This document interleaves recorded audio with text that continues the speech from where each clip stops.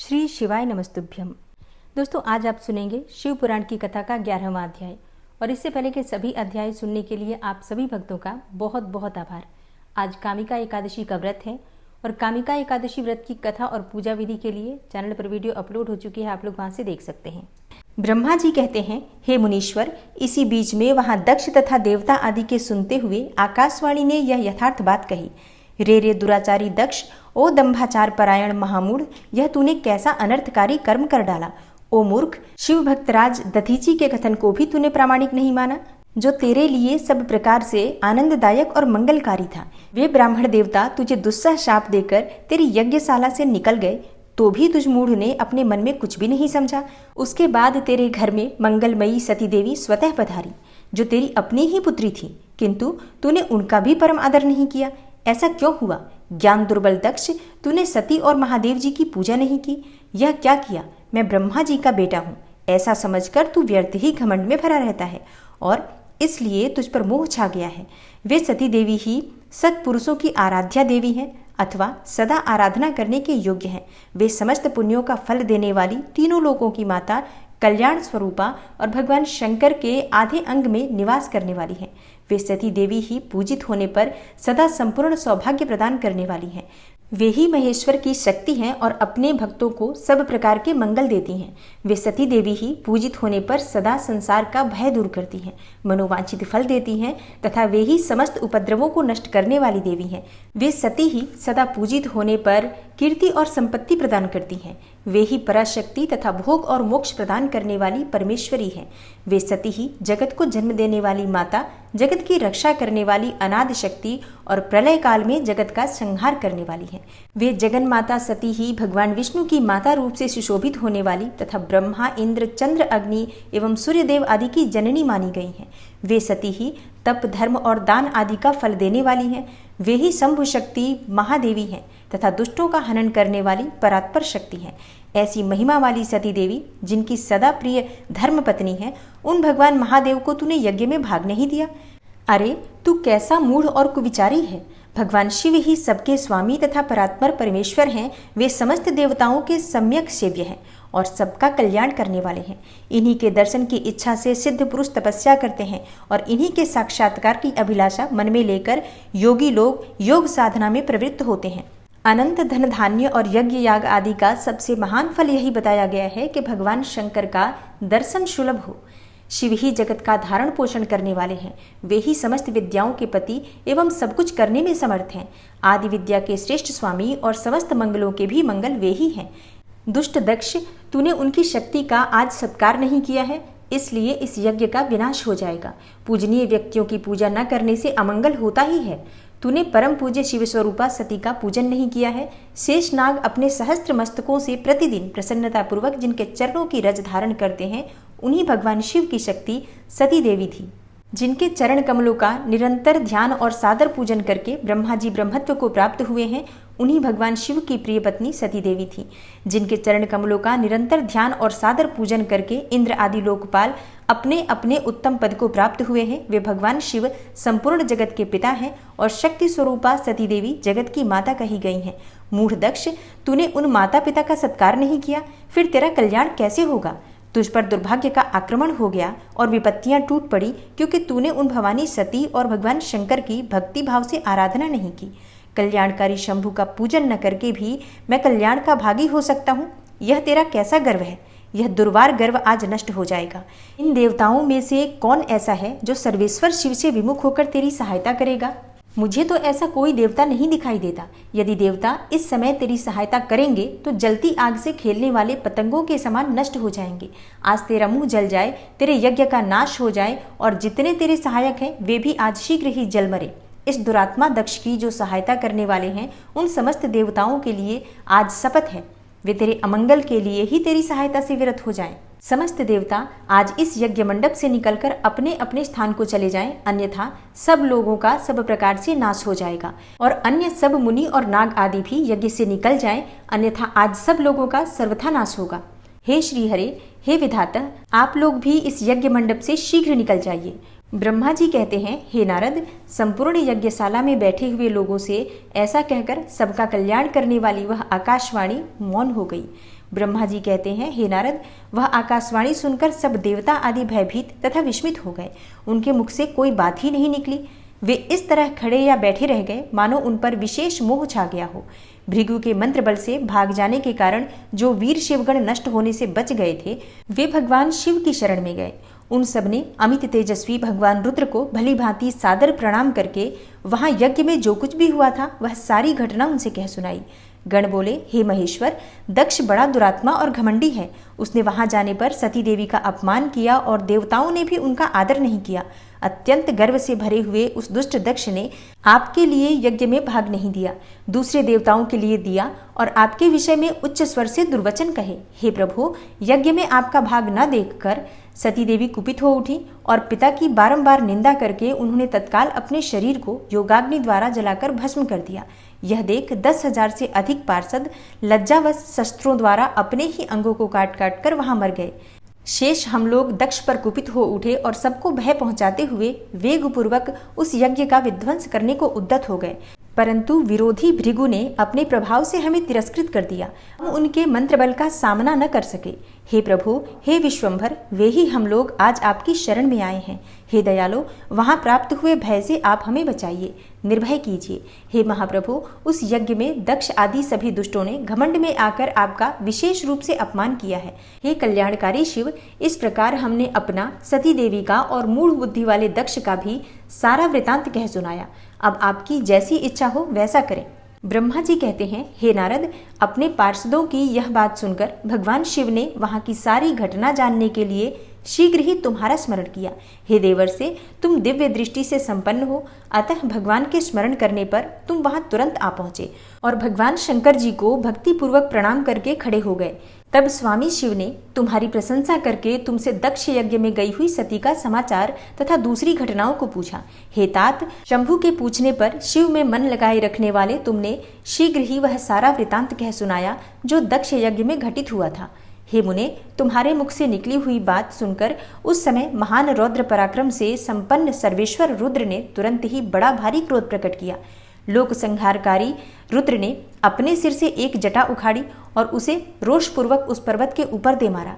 हे मुने, भगवान शंकर के पटकने से उस जटा के 2 टुकड़े हो गए और महाप्रलय के समान भयंकर शब्द प्रकट हुआ।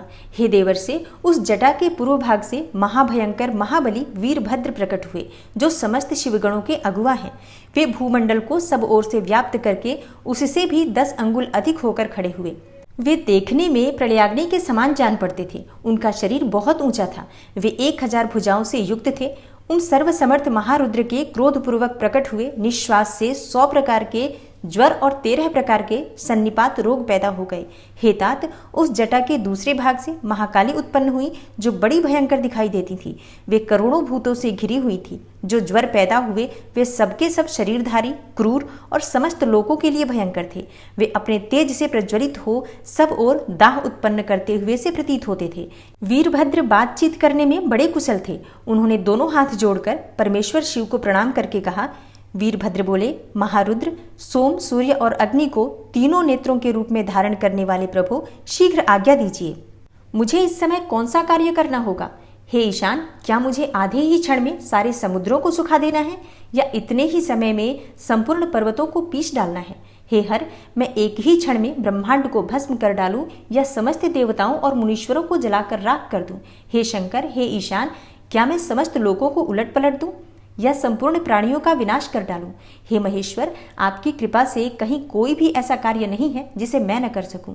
पराक्रम के द्वारा मेरी समानता करने वाला वीर न पहले कभी हुआ है और न आगे होगा। हे शंकर, आप किसी तिनके को भेज दें तो वह भी बिना किसी यत्न के क्षण भर में बड़े से बड़ा कार्य सिद्ध कर सकता है, इसमें कोई संशय नहीं है।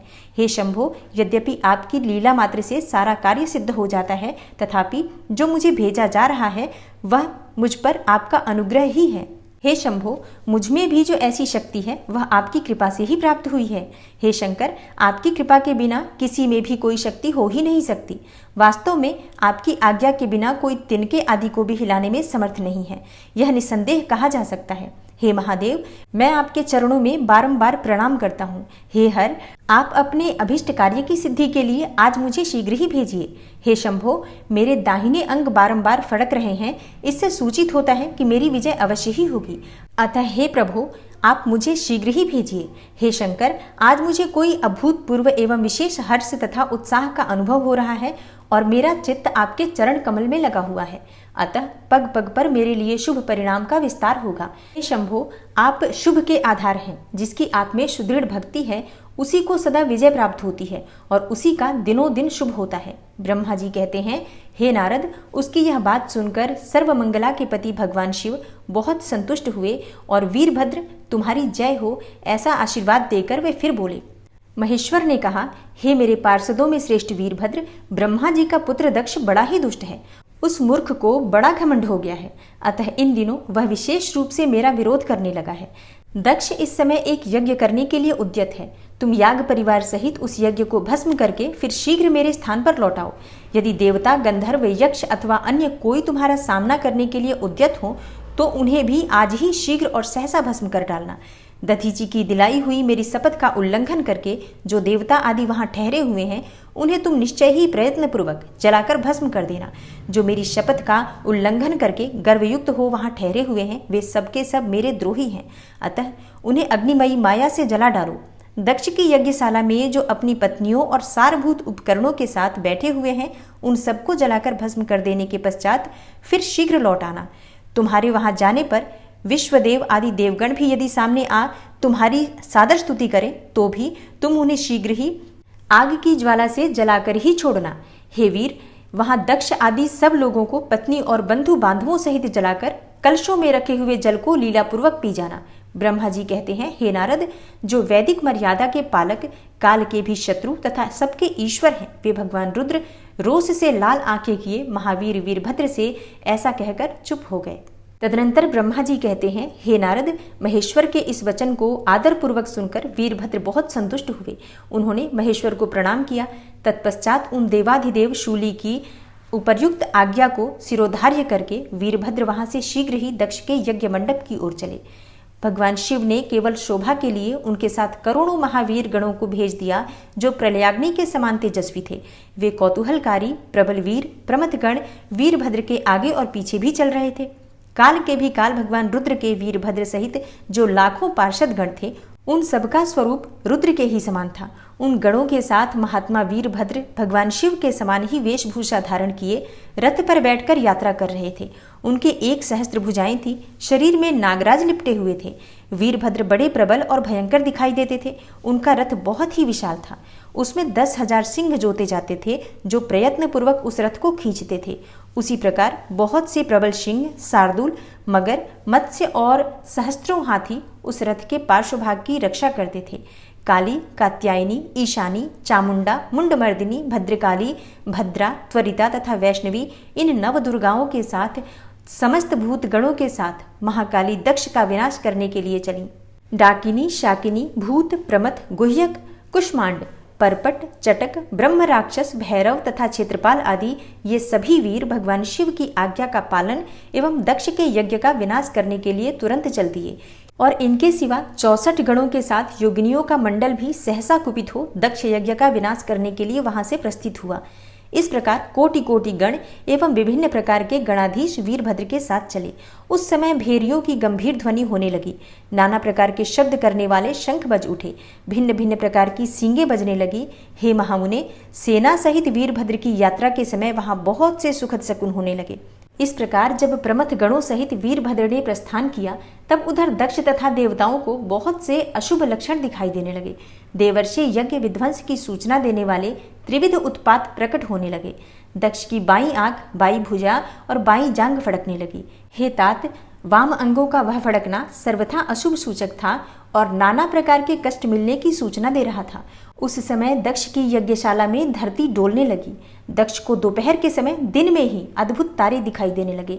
दिशाएं मलिन हो गईं। सूर्यमंडल चितकबरा दिखने लगा और उस पर हजारों घेरे पड़ गए जिससे वह भयंकर जान पड़ता था। बिजली और अग्नि के समान दीप्तिमान तारे टूट टूट कर गिरने लगे तथा और भी बहुत से भयानक अपशकुन होने लगे। इसी बीच में वहां आकाशवाणी प्रकट हुई जो संपूर्ण देवताओं और विशेषतः दक्ष को अपनी बात सुनाने लगी। आकाशवाणी बोली, ओ दक्ष, आज तेरे जन्म को धिक्कार है। तू महामूढ़ और पापात्मा है। भगवान हर की ओर से आज तुझे महान दुख प्राप्त होगा जो किसी तरह टल नहीं सकता। अब यहाँ तेरा हाहाकार भी नहीं सुनाई देगा। जो मूढ़ देवता आदि तेरे यज्ञ में स्थित हैं उनको भी महान दुख होगा, इसमें कोई संशय नहीं है। ब्रह्मा जी कहते हैं, हे मुने, आकाशवाणी की यह बात सुनकर और पूर्वोक्त अशुभ सूचक लक्षणों को देखकर दक्ष तथा दूसरे देवता आदि को भी अत्यंत भय प्राप्त हुआ। उस समय दक्ष मन ही मन अत्यंत व्याकुल हो कांपने लगे और अपने प्रभु लक्ष्मीपति भगवान विष्णु की शरण में गए। वे भय से अधीर हो बेसुध हो रहे थे। उन्होंने स्वजन वत्सल देवाधिदेव भगवान विष्णु को प्रणाम किया और उनकी स्तुति करके कहा। दक्ष बोले, हे देवदेव, हे हरे, हे विष्णु, हे दीन बंधो, हे कृपानिधे, आपको मेरी और मेरे यज्ञ की रक्षा करनी चाहिए। हे प्रभु, आप ही यज्ञ के रक्षक हैं। यज्ञ ही आपका कर्म है और आप यज्ञ स्वरूप हैं। आपको ऐसी कृपा करनी चाहिए जिससे यज्ञ का विनाश न हो। ब्रह्मा जी कहते हैं, हे मुनीश्वर, इस तरह अनेक प्रकार से सादर प्रार्थना करके दक्ष भगवान श्रीहरि के चरणों में गिर पड़े। उनका चित्त भय से व्याकुल हो रहा था। तब जिनके मन में घबराहट हो गई थी उन प्रजापति दक्ष को उठाकर और उनकी पूर्वोक्त बात सुनकर भगवान विष्णु ने देवाधिदेव शिव का स्मरण किया। अपने प्रभु एवं महान ऐश्वर्य से युक्त परमेश्वर शिव का स्मरण करके शिव तत्व के ज्ञाता श्रीहरि दक्ष को समझाते हुए बोले। श्रीहरि ने कहा, हे दक्ष, मैं तुमसे तत्व की बात बता रहा हूँ, तुम मेरी बात ध्यान देकर सुनो। मेरा यह वचन तुम्हारे लिए सर्वथा हितकर तथा महामंत्र के समान सुखदायक होगा। हे दक्ष, तुम्हें तत्व का ज्ञान ही नहीं है, इसलिए तुमने सबके अधिपति परमात्मा शंकर की अवहेलना की है।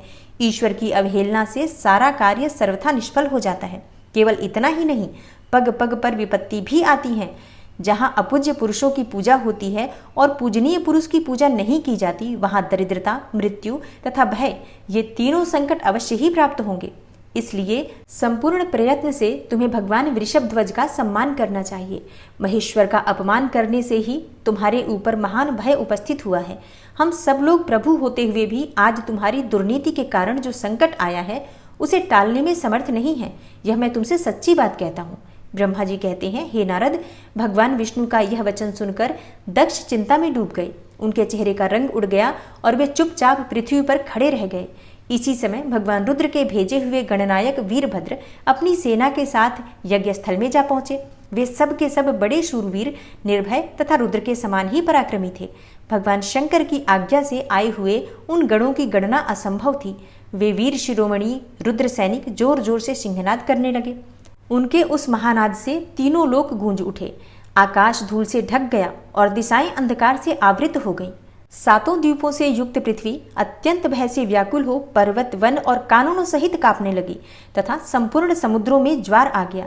इस प्रकार समस्त लोकों का विनाश करने में समर्थ उस विशाल सेना को देखकर समस्त देवता आदि चकित हो गए। सेना के उद्योग को देखकर दक्ष के मुंह से खून निकल आया। वे अपनी स्त्री को साथ ले भगवान विष्णु के चरणों में दंड की भांति गिर पड़े और इस प्रकार बोले। दक्ष ने कहा, हे विष्णु, हे महाप्रभु, आपके बल से ही मैंने इस महान यज्ञ का आरंभ किया है। सत्कर्म की सिद्धि के लिए आप ही प्रमाण माने गए हैं। हे विष्णु, आप कर्मों के साक्षी तथा यज्ञों के प्रतिपालक हैं। महाप्रभु, आप वेदोक्त धर्म तथा ब्रह्मा जी के भी रक्षक हैं। अतः हे प्रभु, आपको मेरे इस यज्ञ की रक्षा करनी चाहिए, क्योंकि आप ही सबके प्रभु हैं। ब्रह्मा जी कहते हैं, दक्ष की अत्यंत दीनतापूर्ण बातें सुनकर भगवान विष्णु उस समय शिव तत्व से विमुख हो दक्ष को समझाने के लिए इस प्रकार बोले। श्री हरि विष्णु ने कहा, हे दक्ष, इसमें संदेह नहीं कि मुझे तुम्हारे यज्ञ की रक्षा करनी चाहिए, क्योंकि धर्म परिपालन विषयक जो मेरी सत्य प्रतिज्ञा है वह सर्वत्र विख्यात है। परंतु दक्ष, मैं जो कुछ तुमसे कहता हूँ उसे तुम सुनो। इस समय अपनी क्रूरतापूर्ण बुद्धि को त्याग दो। देवताओं के क्षेत्र नैमिषारण्य में जो अद्भुत घटना हुई थी, क्या तुम्हें उसका स्मरण नहीं हो रहा? क्या तुम अपनी कुबुद्धि के कारण उसे भी भूल गए? यहाँ कौन भगवान रुद्र के कोप से तुम्हारी रक्षा करने में समर्थ है? हे दक्ष, तुम्हारी रक्षा किसको अभिमत नहीं है, परंतु जो तुम्हारी रक्षा करने को उद्यत होता है वह अपनी दुर्बुद्धि का ही परिचय देता है। हे दुर्मते, क्या कर्म है और क्या अकर्म, इसे तुम नहीं समझ पा रहे। केवल कर्म ही कभी कुछ करने में समर्थ नहीं हो सकता। जिसके सहयोग से कर्म में कुछ करने की सामर्थ्य आती है, उसी को तुम स्वकर्म समझो। भगवान शिव के बिना दूसरा कोई कर्म में कल्याण करने की शक्ति देने वाला नहीं है। जो शांत हो, ईश्वर में मन लगाकर उनकी भक्ति पूर्वक कार्य करता है, उसी को भगवान शिव तत्काल उस कर्म का फल देते हैं। और जो मनुष्य केवल ज्ञान का सहारा लेकर अनीश्वरवादी हो जाते या ईश्वर को नहीं मानते हैं, वे शतकोटि कल्पों तक नरक में ही पड़े रहते हैं। फिर वे कर्म पाश में बंधे हुए जीव प्रत्येक जन्म में नरकों की यातना भोगते हैं, क्योंकि वे केवल सकाम कर्म के ही स्वरूप का आश्रय लेने वाले होते हैं। ये शत्रुमर्दन वीरभद्र जो यज्ञशाला के आंगन में आ पहुंचे हैं, भगवान रुद्र की क्रोधाग्नि से प्रकट हुए हैं। इस समय समस्त रुद्रगणों के नायक यही हैं। ये हम लोगों के विनाश के लिए यहाँ आए हैं, इसमें कोई संशय नहीं है।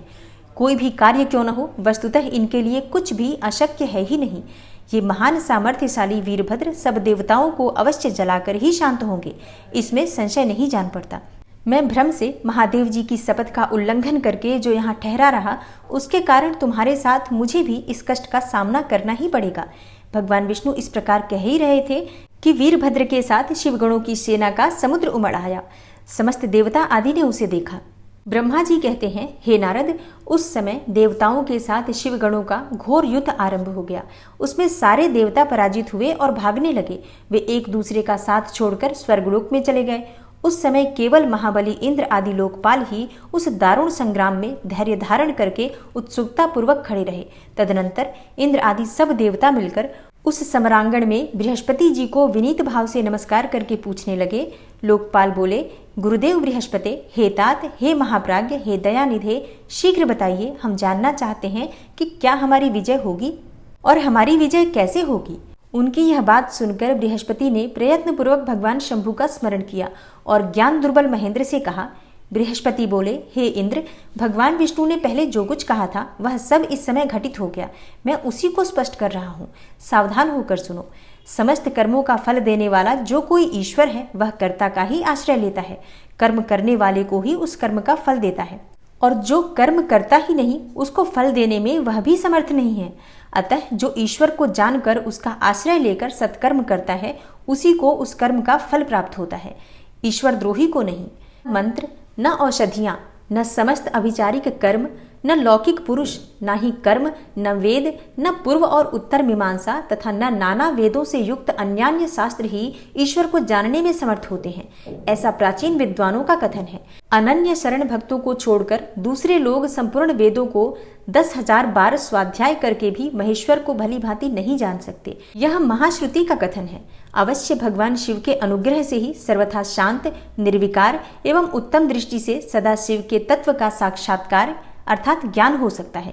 हे सुरेश्वर, क्या कर्तव्य है और क्या अकर्तव्य, इसका विवेचन करना अभिष्ट होने पर मैं जो इससे सिद्धि का उत्तम अंश है उसी का प्रतिपादन करूंगा। तुम अपने हित के लिए उसे ध्यान देकर सुनो। हे इंद्र, तुम लोकपालों के साथ आज नादान बनकर दक्ष यज्ञ में आ गए। बताओ तो यहाँ आकर क्या पराक्रम करोगे। भगवान रुद्र जिनके सहायक हैं, ऐसे ये परम क्रोधी रुद्रगण इस यज्ञ में विघ्न डालने के लिए आए हैं और अपना काम पूरा करेंगे, इसमें कोई संशय नहीं है। मैं सत्य कहता हूँ कि इस यज्ञ के विघ्न का निवारण करने के लिए वस्तुतः तुम में से किसी के पास भी सर्वथा कोई उपाय है ही नहीं।